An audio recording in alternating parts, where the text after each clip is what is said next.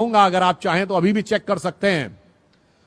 सूर्य से धरती की दूरी जो 15 लाख कुछ मील है, उसको यदि आप सूर्य के डायमीटर से डिवाइड करें तो जानते हैं कितना आता है संख्या? 108।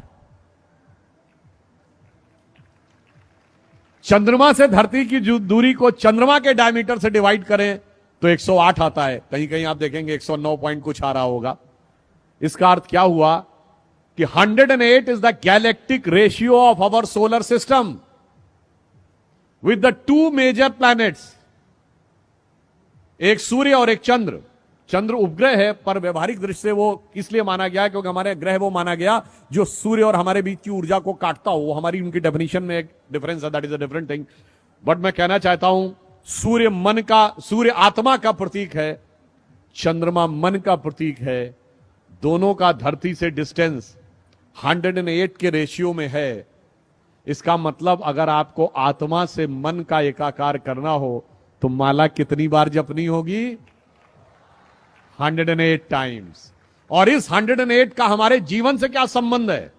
मैं प्योरली साइंटिफिक टर्म की बात करता हूं। जो अर्थ और धरती का डिस्टेंस है, जिसका रेशियो 108 डायमीटर ऑफ सन है, अगर यह थोड़ा सा 10% दूर चला जाए तो इस धरती पे टेम्परेचर इतना गिर जाएगा कि जीवन नहीं रह सकता। 10% नजदीक आ जाए तो धरती पे टेम्परेचर इतना बढ़ जाएगा कि जीवन नहीं रह सकता। इसका मतलब जीवन का संतुलन वो 108 का रेशियो बता रहा है। चंद्रमा का क्या महत्व है? देखिए, हमारी धरती पे जीवन एक और कारण से है। अगर हमारी धरती एक्सिस में स्ट्रेट होती और वो घूमती रहती तो सूर्य की सारी किरणें सेंटर पे पड़ती, इक्वेटर पे। तो इक्वेटर पे तो एक्सेसिव टेम्परेचर हो जाता और नॉर्थ और साउथ पोल पे एक्सेसिव नेगेटिव टेम्परेचर होता, तो भी जीवन नहीं पनप सकता था। परंतु ये 23.5 डिग्री पे झुकी हुई है, इसलिए आधे टाइम जाड़ा, आधे टाइम गर्मी, मौसम भी बदलता है और जीवन का चक्र भी चलता है। वो 23.5 डिग्री क्यों झुकी हुई है? Because of A ratio of the distance of चंद्रमा। उसकी वजह से वो 23 डिग्री पे टिल्ट है। चंद्रमा 10% दूर हो जाए तो ये 23.5 से सीधी हो जाएगी। फिर ऋतुएं नहीं बदलेंगी, मौसम नहीं बदलेगा, जीवन नहीं चलेगा। चंद्रमा थोड़ा 10% नजदीक हो जाए तो धरती और झुक जाएगी, फिर भी जीवन नहीं चलेगा। अर्थात हमारे धर्म का विज्ञान, आकाशीय विज्ञान हमें यह बताता है कि जो जो संख्याएं भी हमारे यहां निर्धारित की गई हैं, वो किस गहराई के साथ, किस विज्ञान के विचार के साथ तय की गई हैं। इसीलिए मन और आत्मा का संयोग करने के लिए सहज स्वाभाविक रेशियो ये वही होना चाहिए जिसमें हमें जाप करने के लिए कहा जाता है। और इसीलिए कभी आप में से बहुतों ने ध्यान दिया हो कि साल में 12 ही महीने क्यों होते हैं? अगर एम्पेरिकल डिवीजन होता तो 10 महीने होने चाहिए थे ना। अगर आप जनरल किसी चीज को एक एम्पेरिकल ढंग से डिवाइड करते तो 10 महीने होने चाहिए थे। 12 क्यों होते हैं? क्योंकि हमारा सारा ज्ञान जो था वो आकाशीय गति के आधार पर था। और जिस दरमियान धरती सूर्य का एक चक्कर काटती है, उस समय में चंद्रमा धरती के 12 चक्कर काटता है। इसलिए 12 महीने एक साल में होते हैं। और जो हमारे मैथमेटिक्स के विद्यार्थी बैठे होंगे, मैं कहूंगा कि आप बड़े से बड़े मैथमेटिक्स के प्रोफेसर से पूछिएगा, सर्किल में 360 डिग्री ही क्यों होते हैं? 300 डिग्री होते समझ में आता, 100 डिग्री होते समझ में आता, 200 डिग्री होते समझ में आता। 360 डिग्री इसलिए होते हैं कि आकाशीय सर्किल जो एक धरती लेती है सूर्य के चारों तरफ, और उस प्रोसेस में वो 360 time it rotates on its axis, there are 360 degrees in a circle.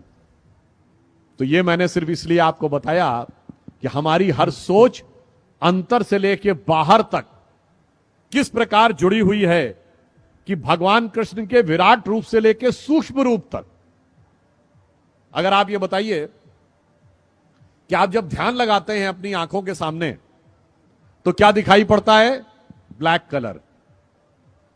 इसीलिए भगवान कृष्ण काले हैं, कृष्ण वर्ण हैं। वो हमारे मन की आध्यात्मिक चेतना की प्रगति का प्रतीक हैं और जब आप ध्यान लगा के अंदर उतरते चले जाते हैं तो एक स्टेज के बाद आपको अद्भुत ज्ञान का प्रकाश अनुभव होने लगता है, जिसे हिंदी के प्रख्यात कवि बिहारी लाल जी ने एक पंक्ति में कहा है, या अनुरागी चित्त की गति समझे नहीं कोय, ज्यो ज्यो डूबे श्याम रंग त्यों त्यों उज्जवल होए। यानी जैसे जैसे आप भगवान कृष्ण की भक्ति में उतरते चले जाएंगे, उज्ज्वलता की अनुभूति आपको होती चली जाएगी। और इसीलिए हमारे देश में जीवन का उद्देश्य आत्मानुभूति है, यानी self realisation is most important part of the life then conquering the entire world. और इसीलिए भगवान कृष्ण का जीवन जानते हैं किसका प्रतिनिधित्व करता है?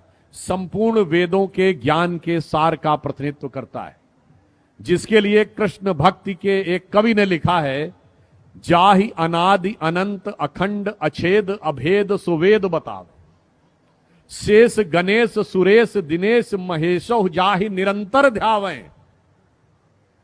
और पुनः कह रहा हूं, जाहि अनादि अनंत अखंड अछेद अभेद सुवेद बतावें, ताहि अहीर की छो हरियां छछिया बर छाछ पे नाच नचावें। और ये किसने लिखा है? सैयद इब्राहिम रसखान, भगवान कृष्ण के बहुत बड़े भक्त कवि, जो मुस्लिम थे, माना जाता जिनका जन्म काबुल में हुआ था, उनकी समाधि वृंदावन में है।